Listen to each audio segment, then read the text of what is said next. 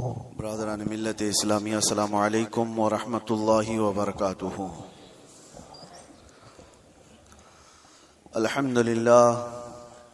अल्हम्दुलिल्लाहिल हन्नानिल mannan अल्लज़ी खलक़ल इंसान व अल्लमहुल बयान वस्सलातु वस्सलामु अला रसूलिही सय्यिदिल इंसी वल जान व अला आलिही व अस्हाबिही ज़विल खैरि वल इहसान अम्मा बअद फ़अऊज़ु बिल्लाहि मिनश शैतानिर रजीम बिस्मिल्लाहिर रहमानिर रहीम। अल-यौम अकमलतु लकुम दीनकुम व अतममतु अलैकुम निअमती व रज़ीतु लकुमुल इस्लाम दीना। सदक़ल्लाहु मौलानल अज़ीम। बारगाह रिसालत मुआज़ सल्लल्लाहु अलैहि वसल्लम में दुरूद पाक का हदिया पेश करें। अल्लाहुम्मा सल्लि अला सय्यिदिना मुहम्मदिन मअदनिल जूदि वल करम व आलिहि व अस्हाबिहिल किराम व इब्निहिल करीम व बारिक व सल्लिम सलातन दाइमतन सरमदन अबदा।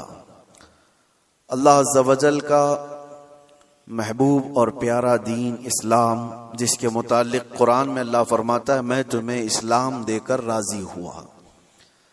एक ऐसा निज़ाम हमें दिया गया जिसमें कोई शोशा खाली नहीं छोड़ा गया। किसी भी बाब का, किसी भी हिस्से का, जिंदगी के किसी गोशे को तशना नहीं छोड़ा गया है। आज मैं चंद अहम बातें आपके सामने रखता हूं कंपैरिजन के तौर पर कि दुनिया जब से आबाद है जंगों का एक सिलसिला चलता रहा है।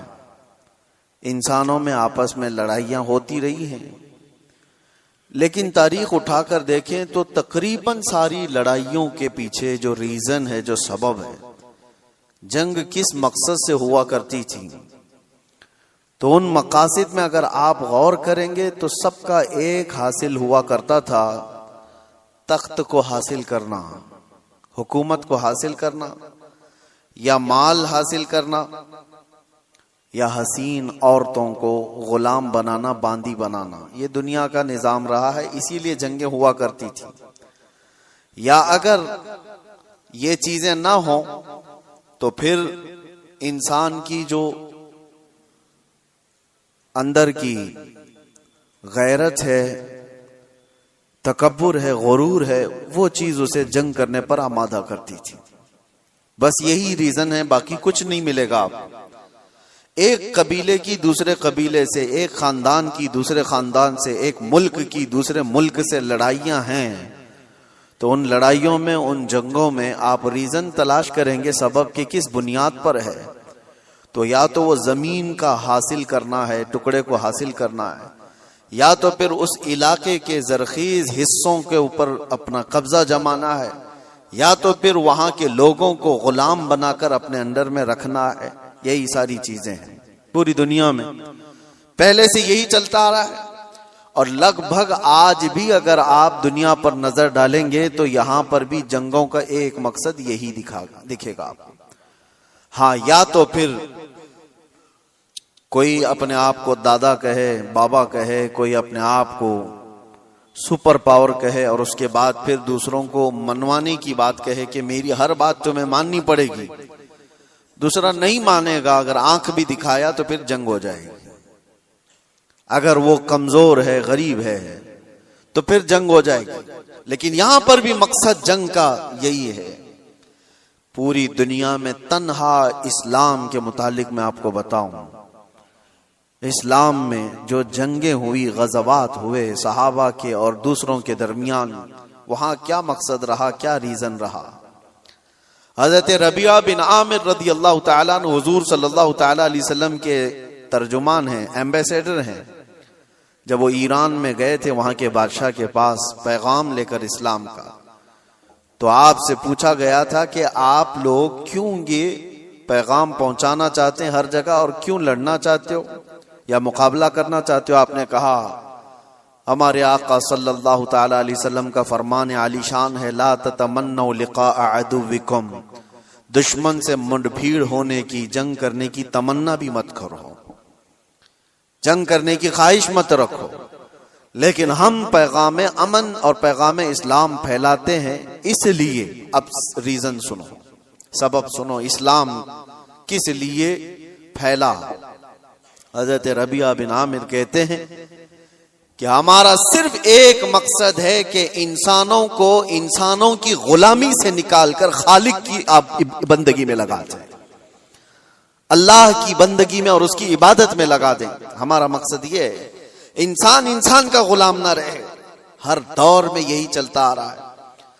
और आप शुरू के दिनों में जो गुलामों के मामलात इस्लाम के मसाइल में भी अगर पढ़ते हैं तो यूं नहीं है कि इस्लाम ने गुलामी को बढ़ावा दिया है, बल्कि इस्लाम धीरे धीरे धीरे गुलामी को खत्म कर दिया। अरे तुमने कसम का अगर खा लिया, कसम खा लिया और उसको तोड़ दिया तो कफारे में गुलाम आजाद करना है, रोजा उसके कफारा है उसमें गुलाम आजाद करने हैं, जिहार है उसमें गुलाम, कई ऐसी चीजें हैं। गलती तुम कर रहे हो लेकिन गुलाम को आजाद करना है। यह सिस्टम क्यों बनाया गया था? यह सिस्टम इसलिए कि गुलामी का दौर खत्म हो जाए। और इस्लाम ने जो कुछ भी गज़वात हुए, जंगें हुई, वो सिर्फ और सिर्फ अल्लाह तबारक व तआला की जमीन पर उसके अहकाम के निफाज के लिए। दूसरा रीजन उन्होंने बताया था कि जब कभी जंग करने का हुक्म हमें उस वक्त तक नहीं है जब तक किसी कौम के ऊपर कोई ऐसा जालिम आ जाए जो वहां के लोगों का जीना धोबर कर चुका हो, उनको सांस लेने की भी दिक्कत आ गई हो, तो फिर इस्लाम कहता है कि अल्लाह तबारक व तआला की मखलूक को आसानी पहुंचाने के लिए और जालिमों से नजात दिलाने के लिए फिर उसके लिए जंग होगी। तो जंगों का जो रीजन है, वो मकसद है, वो अल्लाह तबारक व तआला की जमीन को फसाद से साफ करने के लिए ही सिर्फ एक रीजन आपको मिलता है, ये इस्लाम में।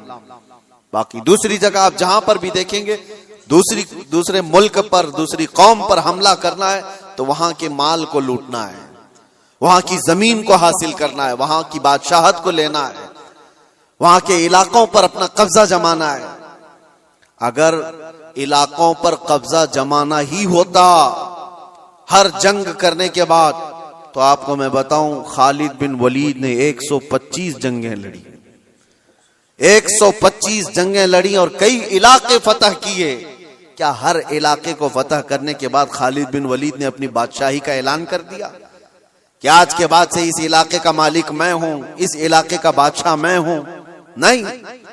पूरी तारीख उठा करके आप देखें, कितने ऐसे सहाबा हैं जिनको सिपहसालार बना करके भेजा गया, उन्होंने इलाके के इलाके फतह किए, लेकिन अपनी बादशाही का ऐलान उन्होंने नहीं किया, बल्कि हमेशा से यूं ऐलान किया कि मैं रसूलुल्लाह सल्लल्लाहु तआला अलैहि वसल्लम के गुलामों का एक अदना गुलाम, और अमन के लिए इस जमीन को फसाद से साफ करने के लिए मैं यहां पर आया हूं। मोहम्मद बिन कासिम 19 साल की उम्र में हिंदुस्तान आया था। आपको पता है, मोहम्मद बिन कासिम सबसे पहले 10,000 का लश्कर लेकर के जब आया था, वो भी हिंदुस्तान क्यों आया था? हिंदुस्तान में जुल्म इस तौर पर एक राजा दाहिर सिंह ने और उसके गुंडों ने कुछ औरतों को कब्जा में ले लिया जो हज के सफर पर जा रही थी, और औरतों का माल भी लूट लिया, उनको कैद में रख दिया गुंडों ने। उन औरतों ने गुहार लगाई, कुछ लोगों ने उन औरतों की ये बातें सुनी और अरब के उस वक्त के गवर्नर जो थे हज्जाज बिन यूसुफ के पास ये खबर सुना रहे थे। हज्जाज बिन यूसुफ का भतीजा मोहम्मद बिन कासिम 19 साल का, उसने ये खबर सुनी कि इतनी दूर कुछ औरतों पर कुछ जालिम गुंडे जुल्म कर रहे हैं। उसने वहीं से आवाज लगाई, लब्बैक या उख्ती, ऐ मेरी बहन मैं आ रहा हूं तेरी मदद के लिए।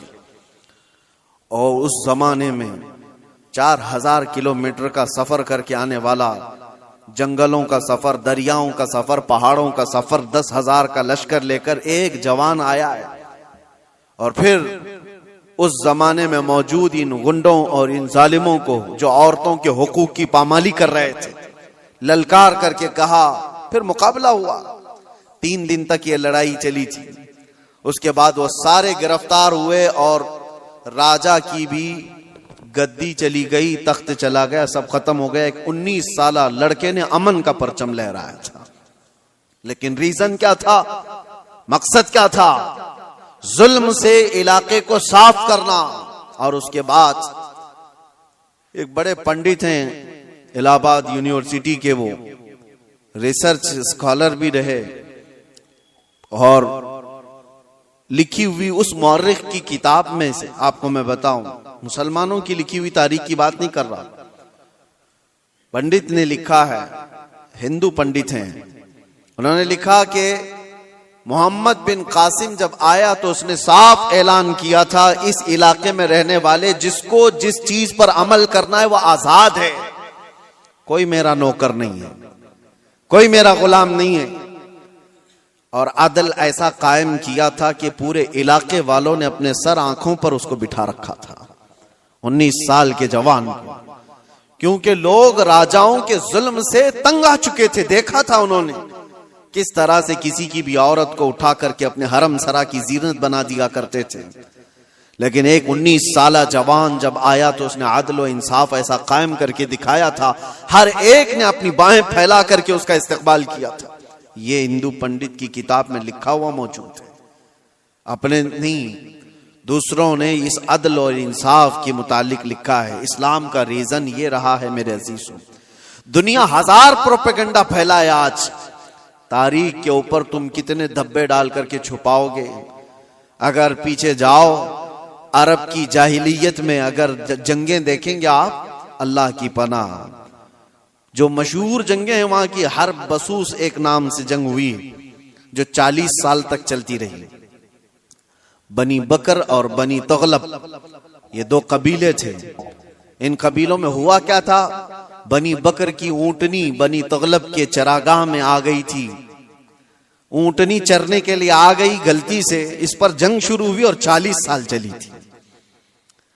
कैसी जंग हुई थी दोनों कबीलों में, जब तक दोनों कबीलों के लोग खत्म ना हो गए, दोनों कबीलों की ऊंटनियां और घोड़े मर नहीं गए, तब तक ये जंग चलती रही। उसके अलावा और भी जंगें हैं, औस और खजरज की लड़ाई 120 साल तक चली थी। ये सिर्फ और सिर्फ गुरूर और तकब्बुर की बुनियाद पर चली हुई जंगें हैं।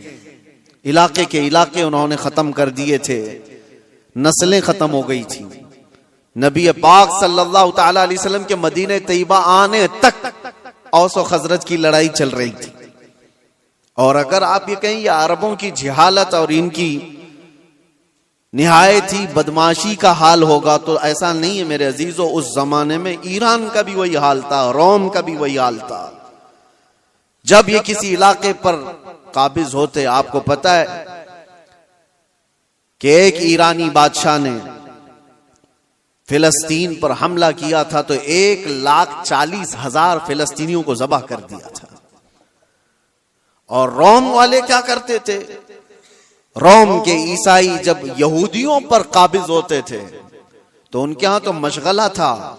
हजारों लोग जब जंग में कैदी बनकर के आते थे तो इंटरटेनमेंट के लिए रोजाना मैदान सजाए जाते थे, और उसमें बड़े बड़े जो पहलवान हैं, जो सिपह सालार हैं, वो अपनी तलवार का जौहर दिखाने के लिए इन कैदियों को एक साथ मारते थे। और ये मुकाबला होता था कि एक वार में कितनी गर्दनें उड़ा सकता है आदमी। ये रोमियों क्या मशगला था ये उनका। जब यहूदियों को कब्जे में ले लेते थे या कैदी बनाकर लाते थे तो एक एक तलवार के वार पर 10-10 लोगों की गर्दनें उड़ाना वो समझते थे बहादुरी का जौहर है। और कहीं पर उनको इस चीज का कोई अफसोस नहीं कि इंसान किस तरह काटे जाते हैं। एक तो आपको मैं बताऊं, बहुत मशहूर एक शख्स है जिसको डार्लिंग ऑफ ह्यूमन रेस कहा जाता है। तारीख में आप पढ़ लेना, इसने क्या किया है, तकरीबन 60,000 के करीब यहूदियों को कब्जे में लेकर एक बहुत बड़े इलाके में उनको बांध दिया और जंगल के खतरनाक दरिंदे ला करके उनके ऊपर छोड़ दिए गए थे। वो नोच नोच करके खाते थे और ये लोग तमाशा देख देख कर तालियां बजाते थे। ये इंसानों की जिंदगियों के साथ जो तमाशे होते रहते थे, ये ईगो, ये उनका तकब्बुर, ये उनका गुरूर, किसी मफतूह कौम पर, मगलूब कौम पर वो अपने गुस्से की तमाम चीजें निकाल दिया करते थे। जब कभी किसी पर काबिज हुए, बैतुल मुकद्दस को कितनी मर्तबा खून में नहलाया गया आपको पता है। टाइटस के जमाने में पूरे फिलिस्तीन में ऐसी जंग हुई थी कि घोड़ों के टाप पूरे खून से भर जाया करते थे। जब भी घोड़ा किसी भी गली में जाए खून के बगैर नहीं आता था। ये सब तारीख महफूज है, हमारी लिखी हुई नहीं, ये गैर मुस्लिमों की लिखी हुई तारीखें मौजूद हैं, जिन्होंने पूरी दुनिया में क्या तमाशे बनाए। और एक तरफ इस्लाम के खिलाफ प्रोपेगेंडा फैलाने वाले, उनको मैं दावत देता हूं, आओ मुताला करो, आओ मुताला करो। किसी भी जंग को छेड़ा नहीं गया था। हुजूर पाक सल्लल्लाहु ताला अलैहि वसल्लम के जमाने पाक में जितने गज़वात हुए थे, वो जितनी भी जंगें हुई वो इस फार्मूले पर हुई हैं, छेड़ो मत, लेकिन छेड़े कोई तो छोड़ो मत। यही फार्मूले पर जंगें हुई। बद्र में मेरे आका सल्लल्लाहु अलैहि वसल्लम तशरीफ ले गए। क्या बद्र को जबरदस्ती लड़ने के लिए बुलाया गया था? नाफिज की गई थी मुसलमानों पर। ओहद मदीने में हुई है। कुफ्फारे मक्का वहां से पूरे कबीले लेकर के आए थे मदीने पर हमला करने के लिए। तो जंगे ओहद मदीने के बाहर हुई। जंगे खंदक कहां हुई? 12,000 कुफ्फार मुशरिकीन आए थे हुजूर पाक सल्लल्लाहु अलैहि वसल्लम और सहाबा से लड़ने के लिए। और कहां पर? मदीने के बाहर ही लड़ाई हुई, गए नहीं थे, मदीने के आसपास हुई। ये सब जंगों के बाद, हर जंग का रीजन मैं आपको बताऊंगा, लेकिन जंगों के भी उसूल होते हैं। लेकिन दुनिया ये सिर्फ उसूल बताने के लिए कहती है, आज उस पर अमल कोई नहीं करता, अमल कोई नहीं करता। आप क्या समझते हैं ये जुल्म और बर्बरियत जो कुछ भी दुनिया में हुई किसी खास कौम के साथ है? सब कौमें इसमें मुलव्विस हैं, सब कौमें मुलव्विस हैं। हमारे यहाँ की कौमों के मुतालिक भी तारीख में आपको बताओ, हिंदुस्तान में भी क्या क्या होता रहा, कितनी बड़ी बड़ी जंगें हुई और कितने लोगों का कत्ले आम हुआ। राजाओं के, महाराजाओं के तख्त हासिल करने के लिए एक दूसरे की लड़ाइयों में कितने गिरजाघर तोड़े गए, कितने मंदिरों को तोड़ा गया, कितने माबदों को तोड़ा गया। ये सब चीजें तारीख में मौजूद है। लेकिन दुनिया इन सब से आंख बंद करके एक तरफ टारगेट की हुई है, सिर्फ इस्लाम, जबकि सबकी तारीखें भरी हुई। आपको अगर तारीख पढ़ना है तो आप उठा करके देखें किस राजे ने अपने तख्त बिछाने के लिए कितने लोगों को उस तख्त के नीचे दबाया है। आपको पता है ये जो पिरामिड्स बने थे उसके मुतालिक भी यही कहा जाता है। अहरामात मिस्र फराइना ने, वहां पर वो एक एक पत्थर पता नहीं कितने हजार किलो का है, इस तरह से वो जो बनाए गए उसमें हजारों ने, लाखों लोगों की लाशें खत्म हो गई हैं, कितने लाखों लोग मर गए उसमें। बादशाहों का निजाम यही रहा है, अपने हुसूल के लिए, अपने जाह के लिए, अपनी तलब के लिए इंसानों का कत्लेआम किया है, इंसानों का कत्लेआम किया। और जो वर्ल्ड वार फर्स्ट और वर्ल्ड वार सेकंड जो हुई, इसकी भी तारीख उठा करके आप पढ़ो, किस लिए जंगें हुई आपस में। ये तो ज्यादा दूर नहीं है ना, 1920-1940 के बीच में, ये ज्यादा दूर नहीं है, अभी 100 साल पहले की बात आपको बता रहा हूं। फर्स्ट वर्ल्ड वार और सेकंड वर्ल्ड वार में जो लोगों की मौतें हुई हैं, फर्स्ट में तकरीबन 3 करोड़ लोग मारे गए। करोड़, 1, 2, 100, 200, 1000, 2000 की बात नहीं कर रहा हूं, 3 करोड़। और सेकेंड वर्ल्ड वॉर में उससे भी ज्यादा लोग मारे गए, जख्मी हुए। ये सिर्फ और सिर्फ बादशाहों ने अपने तख्त के लिए, अपनी जमीनों के लिए लड़ाइयां लड़ी। और टोटल मेरे आका सल्लल्लाहु अलैहि वसल्लम ने अपनी जिंदगी पाक में 17 गज़वात में शिरकत फरमाई। कितने? 17 गज़वात में। और टोटल 17 गज़वात को मिलाएंगे तो 252 लोग मरे थे, इसके अलावा नहीं। 17 जंगों की जो लिस्ट बताई जाती है मेरे अजीजों, लेकिन फिर भी दुनिया को एतराज है इस्लामी जंगों से। आपको मैं बताऊं, जंगों के उसूल होते हैं, उसलूब होते हैं, तरीक़ेकार होते हैं, लेकिन किसी ने अमल नहीं करना है उस पर। गुआंतानामो बे जेल के मुतालिक सुना होगा, अबू गुरैब जेल के मुतालिक आपने सुना होगा। अमेरिकी लोगों ने जो इराक जंग के बाद वहां के कैदियों के साथ सलूक किया है, यह हमने नहीं है, ह्यूमन राइट्स की तंजीमों ने लिखा है, इसको तारीख में मौजूद है। कैदियों को लिटा करके उनके ऊपर कुत्ते छोड़ दिए जाते थे, कैदियों को बांध करके उनके मुंह पर पेशाब किया जाता था और उनको गलाजत खाने पर मजबूर किया जाता। इंसानियत से गिरे हुए हरकतें। एक जालिम जब नशा के गुरूर में आता है तो ऐसी हरकतें करता है, लेकिन जिसके तीरे में ईमान हो वो क्या करता है? अल्लाहु अकबर। मेरे अजीजों, मुहम्मदुर रसूलुल्लाह सल्लल्लाहु ताला अलैहि वसल्लम के पाए अक़दस पर मैं तुम्हें लेकर चलता हूं। ये वो वक्त है जब अल्लाह के हबीब सल्लल्लाहु ताला अलैहि वसल्लम का पैगाम दुनिया में बहुत दूर तक जा चुका था। यमन, इराक, शाम, मिस्र, हर जगह पहुंच चुका था और 1,20,000 सहाबा उस वक्त मौजूद थे जब नबी पाक सल्लल्लाहु ताला अलैहि वसल्लम की कुव्वत का आलम था, गलबे का वक्त था। मक्का भी फतह हो चुका था, मदीने के आसपास का इलाका इस्लाम के परचम से लहरा रहा था। ये वो दौर की बात नहीं कर रहा हूं मैं जब कुफारे मक्का से बच करके रहना पड़ता था, छुप करके तबलीग करनी पड़ती थी। उस दौर की बात नहीं कर रहा हूं, गलबे के वक्त की बात कर रहा हूं। ये हुजूर पाक की जाहिरी जिंदगी का आखिरी साल है जब मेरे आका सल्लल्लाहु अलैहि वसल्लम हज करके वापस तशरीफ लाए थे और बीमार थे। उस वक्त जब नबी करम सल्लल्लाहु ताला अलैहि वसल्लम के नाम का चर्चा कैसर और किसरा के जिस्मों में कपकपी तारी कर देता था, हजारों फौजें थरथराती थी, गलबे का वक्त था। उस वक्त नबी पाक सल्लल्लाहु अलैहि वसल्लम मस्जिद नबवी शरीफ में बैठे हैं और अपने सहाबा से कहते हैं, कोई है इसमें जिस पर मेरा कोई हक बाकी है तो मुझसे ले सकता है? कोई है जिस पर मेरा कोई हक बाकी है तो वो सवाल करे, मैं देने को तैयार हूं। मेरे अजीजों, कौन कहेगा ये? गलबे के वक्त, ताकत के वक्त, जब पावर में आ जाए कोई पूछ करके दिखाए किसी पर कुछ बाकी है तो ये रसूलुल्लाह की शान है। और ऐसा नहीं मेरे अजीजों के ये जुमले हैं जो आज के जलील सियासी लोगों के होते हैं। हुजूर ने जब ये फरमाया तो एक सहाबी खड़े हो गए, कहा मेरा आपके ऊपर एक हक बाकी है, आपके ऊपर मेरा एक हक बाकी है या रसूल अल्लाह। सबकी गर्दनें ऊंची हो गई, देखते रह गए उनको, कौन है ये? हुजूर पाक सल्लल्लाहु अलैहि वसल्लम ने उनसे कहा, आगे आओ, तुम्हारा जो हक है वो बताओ। हजरत उमर तो तलवार निकाल ली थी कि रसूलुल्लाह सल्लल्लाहु अलैहि वसल्लम की बारगाह में ऐसी बुलंद जुबान किसकी है? लेकिन उस सहाबी ने कहा, एक मर्तबा जंग में जा रहे थे, सफों की तरतीब दे रहे थे, मैं थोड़ा सा आगे आ गया था, आपने छड़ी से मुझे मारा था, मैं वो बदला लेना चाहता हूं। अल्लाहु अकबर। हक इतना भी होता है मेरे अजीजों।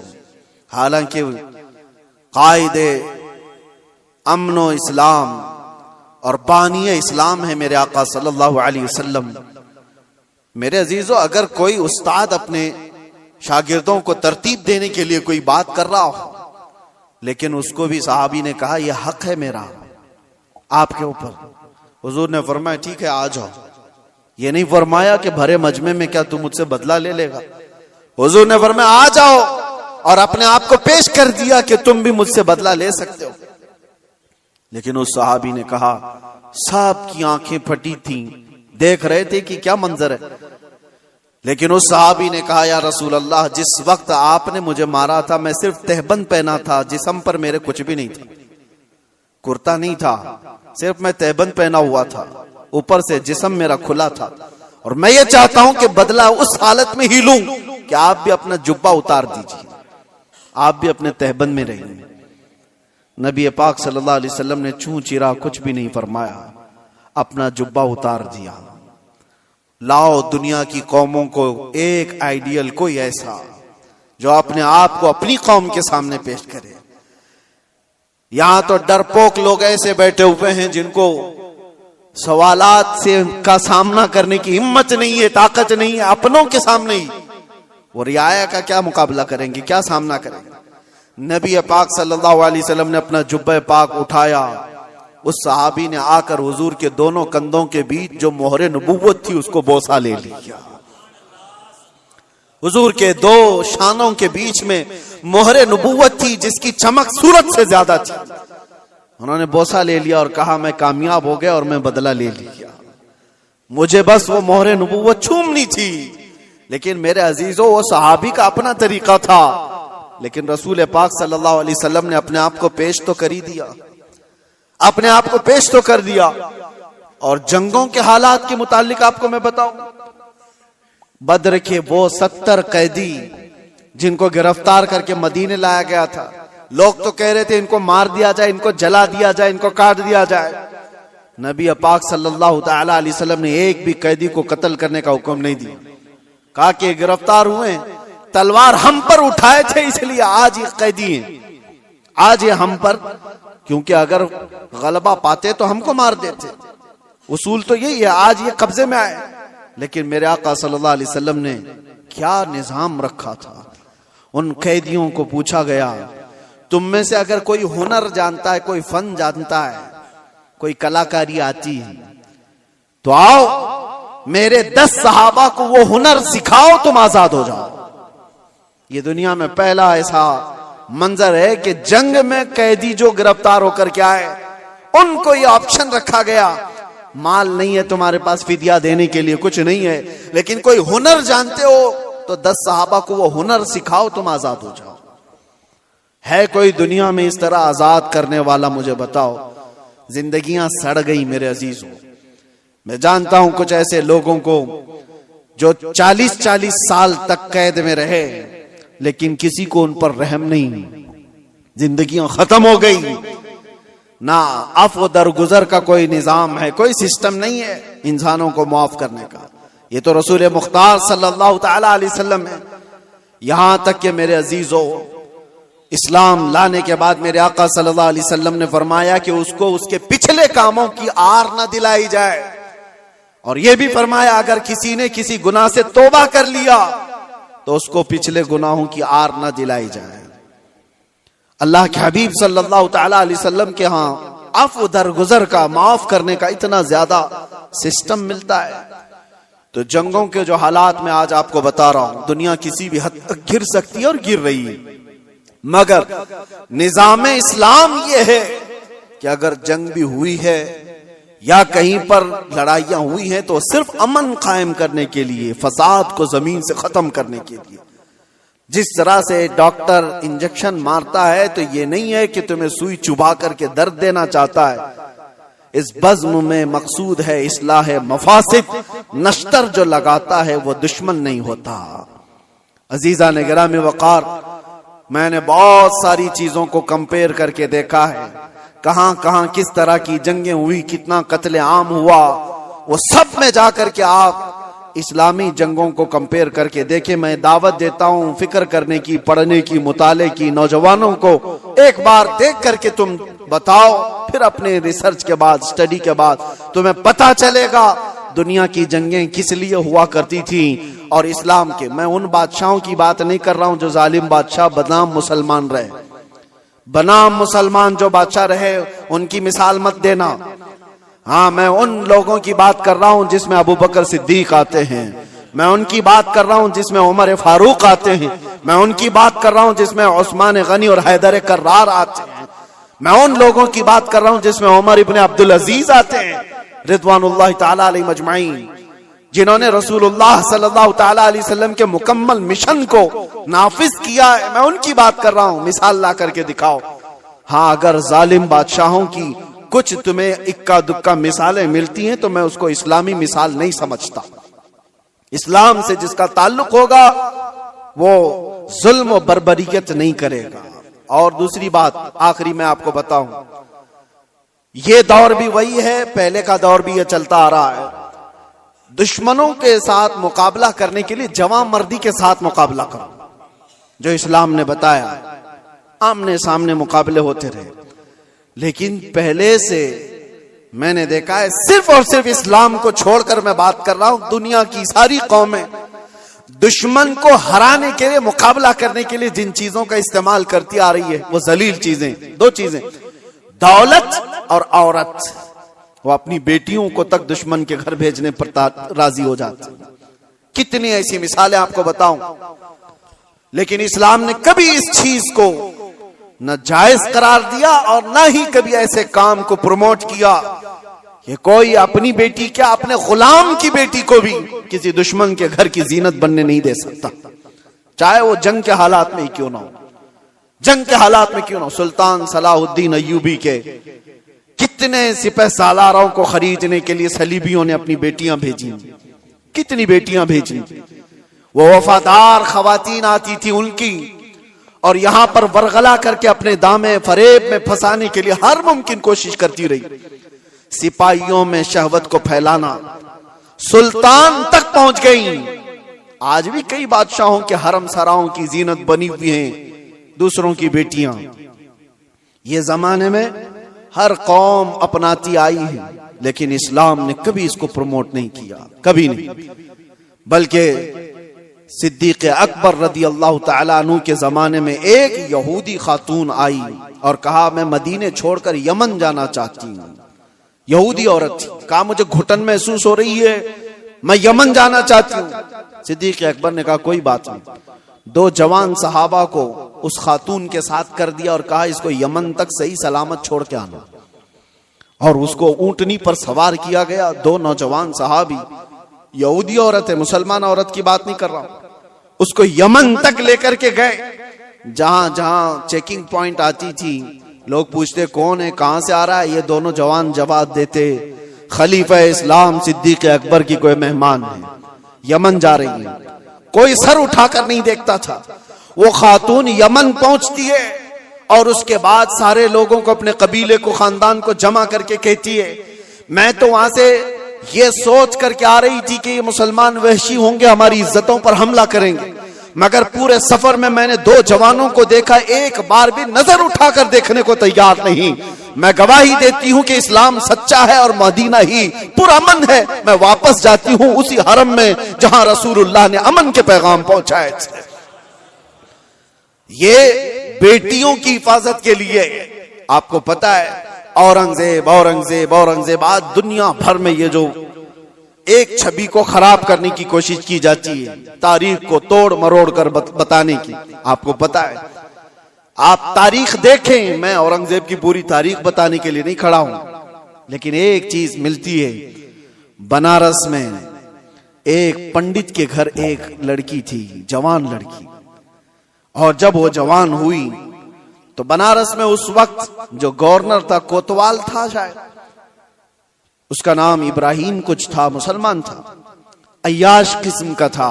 लड़कियों के ऊपर डोरे डालना, उनको पकड़ना, उनको अपने हरम में जीनत बनाना, ये उसके काम थे।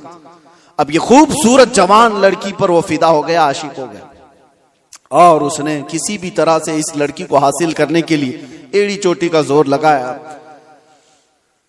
और आखिर में आकर के हुआ ये कि उसके घर के अतराफ हिसार हो जाता था, घेराबंदी।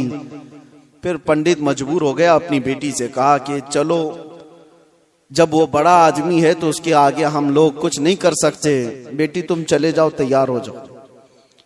वो चाहता है तुमसे शादी करने के लिए। लड़की को इस चीज की बिल्कुल भी रजामंदी नहीं थी। उसने कहा कि मुझे थोड़ा वक्त दे दीजिए। वो एक उस वक्त सवारी लेती बनारस से, तारीख में मौजूद है, और उसने उसी वक्त दिल्ली का सफर इख्तियार किया जहां औरंगजेब आलमगीर जामा मस्जिद में हुआ करते थे। जुमा का दिन था। ये खातून मर्दाना लिबास पहन करके गई, लड़कों का लिबास पहन करके। जब बादशाह इस्लाम उस वक्त के सुल्तान निकल रहे हैं और लोगों से उनकी हाजतें पूछ रहे हैं, उसी वक्त ये लड़की खड़ी थी। औरंगजेब ने अपनी चादर उठा करके दे दी और कहा बेटी, इस लिबास में तुम्हें अच्छा नहीं लगता, तुम अपना चेहरा ढाक लो, तुम अपना सर ढाक लो, और तुम्हारी क्या हाजत है। तो उसने कहा कि मेरी हाजत कुछ तवील है, मैं आपको तनाई में सुनाना चाहती हूँ। बुला लिया। दौलत कदे पर वो खातून आई, जवान लड़की, और उसने वाकया सुना दिया कि आपका भेजा हुआ गवर्नर, आपका भेजा हुआ कोतवाल इस तरह से लड़कियों की इज्जत पर हमला करता है, और मेरे घर पर भी अब उसकी नजर है और मुझे अपनी हरम की जीनत बनाना चाहता है।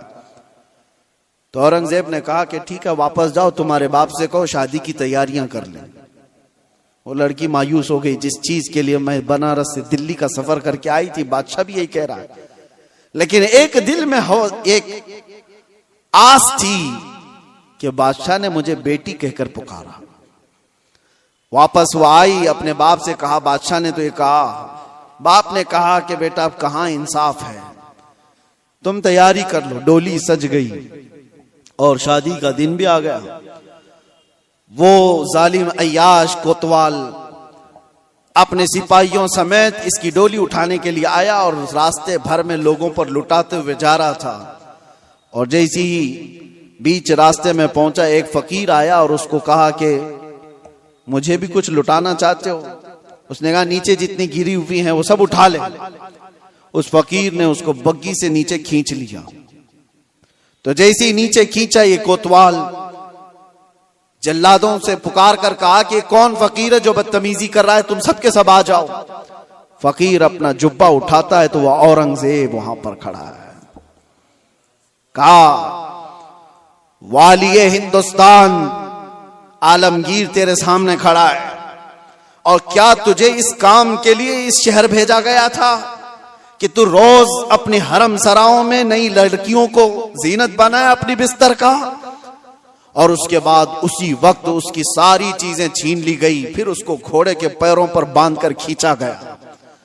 उस लड़की की बारात जो निकली थी बगैर किसी छूत के, बगैर किसी छुए, इज्जत के साथ डोली को वापस उसके घर पहुंचाया गया और उसको कैद में जल्लादों के हवाले कर दिया गया, कोतवाल को जो जालिम था, अय्याश था। अब जब लड़की बाहर आई तो उसने औरंगजेब से कहा मेरे घर चले। घर आए, या आपको तारीख की सच्चाइयां मैं बता रहा हूं। औरंगजेब ने जाते ही कहा कि मुझे 2 रकात नमाज पढ़ने दे दो। 2 रकात नमाज पढ़ने के लिए, ये किसी और का घर नहीं, एक पंडित का घर है। नमाज पढ़ने के लिए जगह दी, नमाज पढ़ा। औरंगजेब ने कहा फौरन मुझे पानी दो, शिद्दत की प्यास लगी है। पानी ला करके दिया गया घर से। औरंगजेब ने पानी पिया। उसके बाद जानते हो, आंखें खोल कर देखी और कहा जिस दिन इस बेटी ने मुझे दिल्ली में आकर अपना किस्सा सुनाया था, उस दिन से अभी तक एक कतरा पानी मैंने हलक में नहीं डाला। मैंने तय कर लिया था जब तक इसको इंसाफ ना मिले मैं पानी नहीं पीऊंगा। बेटियों को लोग दूसरों के हरम सरा में पहुंचाने वाले, तारीख इस्लाम को तोड़ मरोड़ कर पेश करने वाले, जरा इस तारीख को भी देखें। और मेरे अजीजों, ये ऐसी वैसी बात नहीं। उस पंडित ने बादशाह औरंगजेब के इस एहसान को याद रखकर उस इलाके को, उस जगह को जहां उसने सजदा किया था, बादशाह ने हमेशा के लिए मस्जिद तामीर कर दी। ये तारीख में मौजूद है। मैं आपको सिर्फ और सिर्फ एक झलक बता रहा हूं। इस्लाम ये काम नहीं करता कि अपने रिवायात को, अपने उसूल को जंगों में और दुश्मनों में सब तोड़ दिए जाएं और अपनी बेटियां भी किसी के यहां भेज दिए जाएं। ये इस्लाम की फितरत में नहीं है। इस्लाम उसूल की सच्चाइयों पर चलता है। अजीजा ने गिराम वक़ार, अल्लाह तबारक व तआला हम सबको कहने सुनने से ज्यादा अमल की तौफीक अता फरमाए, और रब तबारक व तआला इस्लाम की सच्चाइयों को हमें खुलकर इजहार करने और बयान करने की तौफीक अता फरमाए। मौला करीम ईमान पर जिंदा रखे और ईमान पर हमारा खात्मा अता फरमाए। व आखिर दावाना अल्हम्दुलिल्लाहि रब्बिल आलमीन। अस्सलामु अलैकुम। अल्लाह तबारक व तआला ने कुरान अज़ीम में इरशाद फरमाया, इल्म वालों से अल्लाह ने यह वादा लिया है कि वो हक बात करेंगे। लतुबय्यिनुन्नहु लिन्नासि वला तक्तुमुनहु, लोगों से बातें छुपाएंगे नहीं, जो हक बात होगी वो बयान करेंगे।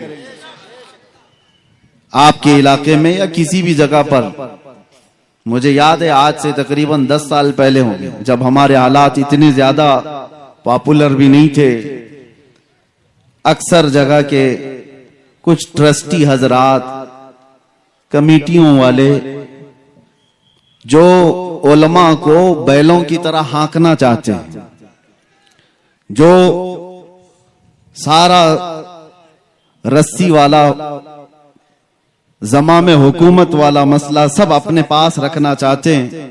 हमसे भी आकर के कुछ लोगों ने कहा था, हजरत आप आए हमारे मोहल्ले में, सूद पर आप कुछ ना कहें, यहाँ पर बहुत सारे लोग फाइनेंस का काम करते हैं।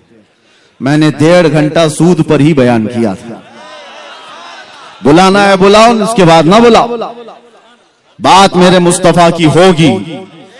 नबी करीम सल्लल्लाहु ताला अलैहि वसल्लम ने जो बयान फरमाया है वो हम बोल करके रहेंगे। अभी मेरे आने से पहले आपके जिम्मेदार हजरात भी डरे सहमे हुए थे और ये लोग भी ये कह रहे थे कि कुछ दस्तखत कर दीजिए, वो नहीं बोलेंगे, ये नहीं बोलेंगे। हाँ, इतना कहूंगा, मैं कुत्ता किसी को नहीं बोलूंगा। हाँ, कुत्ते को ही कुत्ता बोलूंगा।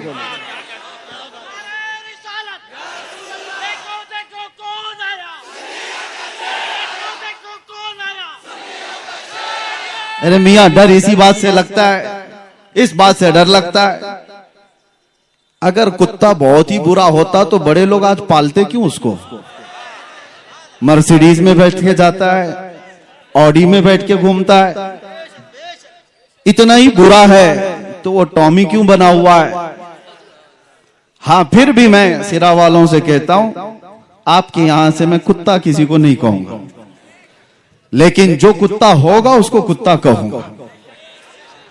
इतना कहने की तो इजाजत है, हुकूमत से भी है, कानून से भी है, और आपके कमेटी वालों की इजाजत की जरूरत भी नहीं है। ये बात मैं इसलिए कह रहा हूं मेरे अजीजों, ये लतीफा नहीं है और मजाक नहीं है। मैंने जो गुफ्तगू शुरू किया, हालात ऐसे आ गए कि सबसे ज्यादा मैंने आज देखा है बुज़दिल लोग वो लोग हैं जो मुस्लिम नेता बने हुए हैं, लीडर बने हुए हैं। मेरी बात कड़वी लगेगी, लेकिन एक बात याद रखना, बुखार की दवा कड़वी होती है, निगल लो तो फायदा है। उगल दोगे तो ये बुखार चढ़ता चला जाएगा। जितना तुम्हारे अंदर चापलूसी और दूसरों की रजा हासिल करने की चाहत आई है, यह कौम को ले डूबती है, कौम को ले डूबती है।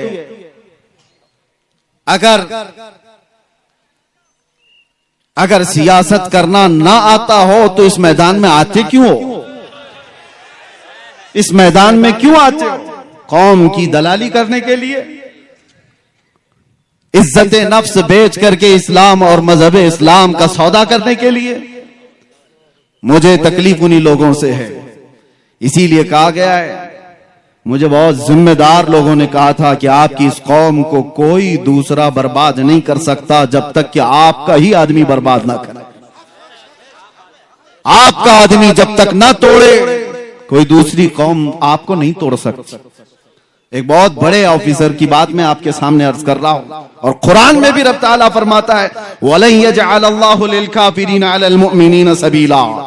अल्लाह तबारक व तआला हरगिज़ ईमान वालों पर काफिरों को गलबा नहीं देगा, इल्ला ये कि, मगर ये कि मुसलमान ही गद्दार होगा, जमात की दलाली कर रहा होगा, बुज़दिली उसके अंदर आई होगी, वो कौम को बेचने की बातें कर रहा होगा, मुखबिरी कर रहा होगा। आज तो कितने लोग इसी पर अपना गुजर बसर कर रहे हैं, वो टिप्पर बने हुए हैं, मुखबिर बने हुए हैं, कितनों के घर इस पर चल रहे हैं। बाज आ जाओ मेरे अजीजों, खैर उम्मत हो आप। कुरान ने कहा है, कुंतुम खैर उम्मतिन उखरिजत लिन्नास। तमाम इंसानों में अल्लाह ने तुम्हें खैर उम्मत बनाया है। तअमुरून बिल मारूफ व तनहौना अनिल मुनकर, तुम अच्छाइयों का हुक्म देने वाले हो, बुराइयों से रोकने वाले हो। तुमने अगर ये जिम्मेदारी छोड़ दी तो एक बात याद रखना, होता क्या है मालूम है?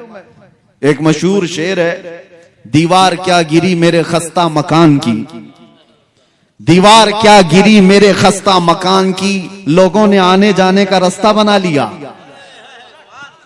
होता यही है, घर अगर पुराना होकर टूट गया और उसकी देखभाल नहीं की जा रही है तो लोग उसको तो रास्ता समझकर इधर से उधर निकलने लग जाएंगे, घर को भी रास्ता बना लिया जाएगा। यही हाल है आज।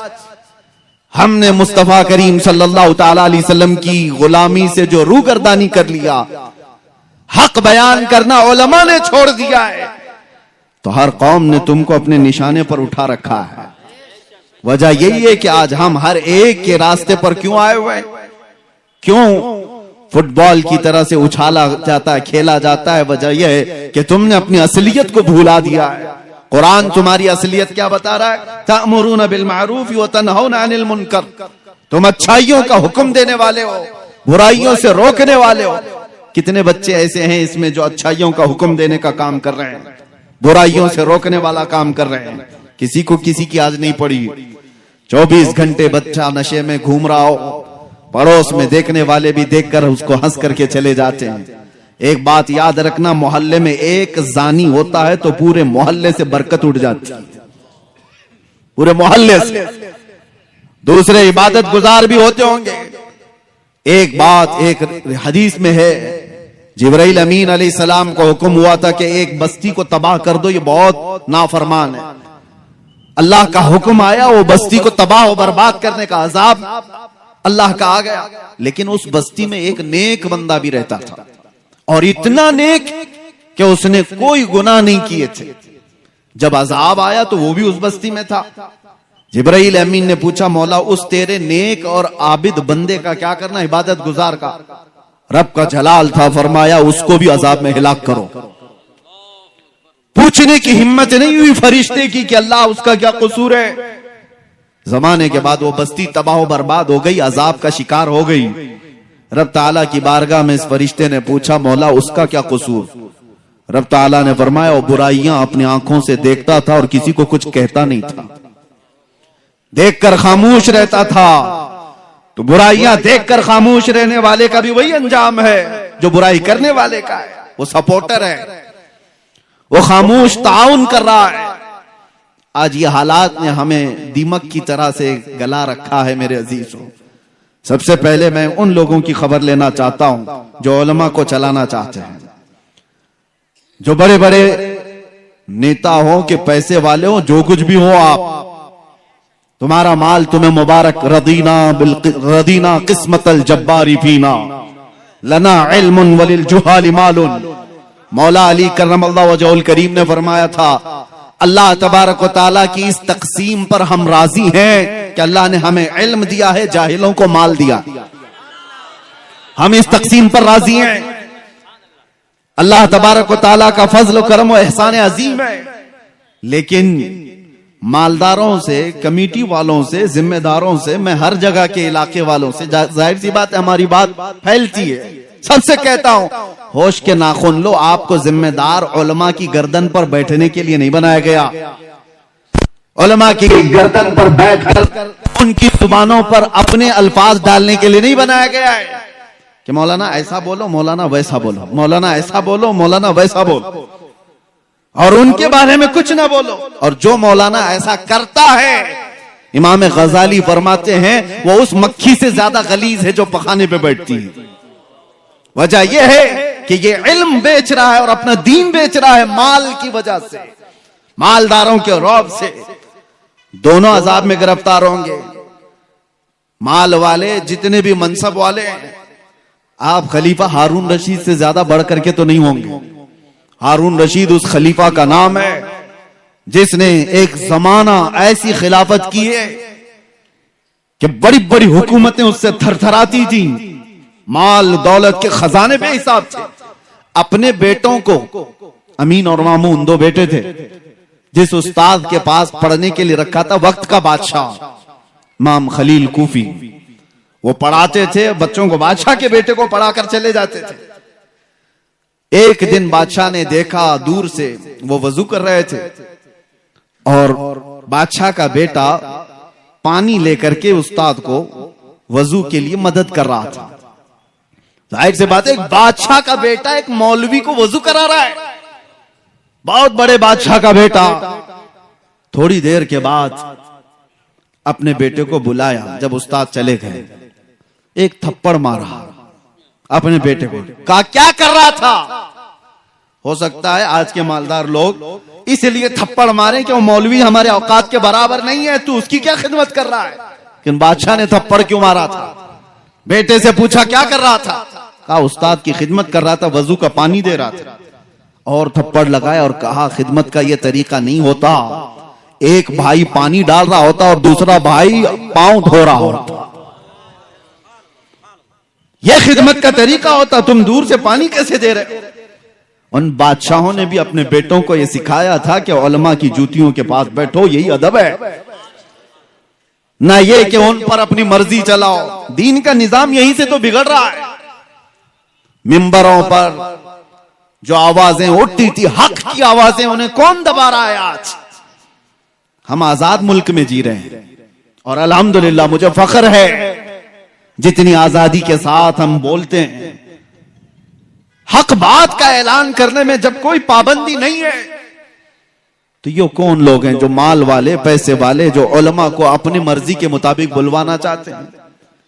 हाँ, हालात से आप बाखबर कर सकते हैं उलमा को, हालात इस तरह के चल रहे हैं। और एक नब्बाज आलिम वो खुद समझ जाए कि उसे क्या बोलना है। कल्लिमुन्नास अला क़द्रि उक़ूली, लोगों की अकल और जमाने के हालात के एतबार से वो गुफ्तगू करे। लेकिन यहां हालात बहुत अलग चले हैं। ये जो कौम रात भर जलसे करती है, यहां के तो चले, हम साउथ में हैं, अभी अच्छे खासे जलसे हो करके चले जाते हैं। शुमाल हिंद में हमने देखा है रात 5 बजे तक जलसा चलाने वाले, कई शायरों को, कई बड़े बड़े मुकर्रिरीन को लाने वाले, और पता नहीं कितने कितने पैसे खर्चा करने वाले। वो अपने मस्जिद के, मोहल्ले के मुअज्जिन को और इमाम को 5,000 देने को भी तैयार नहीं। उन उलमा को उसी तरह से रखा गया है। और फिर कहते हैं कि कौम के अंदर बदहाली है, कौम के अंदर ज़बूहाली का शिकार हो चुकी है, ये कौम अखलाक में गिरी हुई है। जहां से हक बात का ऐलान होता था, उन आवाजों को दबा दिया गया है, उन आवाजों को खत्म करने की कोशिशें की जा रही है। ये गैरों की तरफ से नहीं, अपनों की तरफ से। इस्लाह करो। और एक बात मैं आपको बता दूं, बुजुर्गों ने फरमाया है कि माल की चर्बी जब किसी को चढ़ती है तो सबसे पहले वो दीन का मजाक उड़ाने लग जाता है, और वही फिरौन के साथ क़यामत के दिन उठाया भी जाएगा। माल आने के बाद बहुत बड़ा इम्तिहान है। हकीर मत समझो उलमा को या दीन की बात करने वालों को। न पूछ इन खिरका पोशों को, इरादत हो तो देख इनको, यदे बैजा लिए बैठे हैं अपनी आस्तीनों में। ये उलमा ही थे जिन्होंने इनकलाब पैदा किए हैं, इंसान बनाए, लोगों के मिजाज को संवारा है।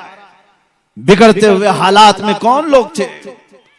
इश्क रसूल की बातें करने वाले, कुरान के पैगामात को फैलाने वाले, ये वो मुख्तसर सी जमात थी। इस हिंदुस्तान की आजादी में आपको पता है 1857 के गदर में 30,000 उलमाए कराम को दिल्ली से लेकर कश्मीर तक हर झाड़ी पर लटका दिया गया था। फांसी पर लटकने वाले, अंडमान निकोबार काला पानी की सजा काटने वाले, ये उलमाए ज़वील एहतराम थे, और वो हक बोलने वाले थे। जानते हो, अंग्रेजों का दबदबा था, और ऐसा दबदबा था कि कोई कुछ बात नहीं कर सकता था। कोई डेमोक्रेसी नहीं थी, उनका गलबा था, गलगला था। ऐसे माहौल में दिल्ली की जामा मस्जिद से अल्लामा फजल हक खैराबादी ने फतवा सादिर किया था, जबकि उन्हें पता था अंजाम क्या होगा।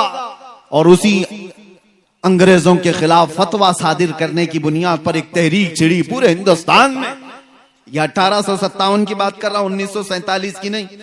90 साल की मेहनत के बाद इस मुल्क को आजादी मिली।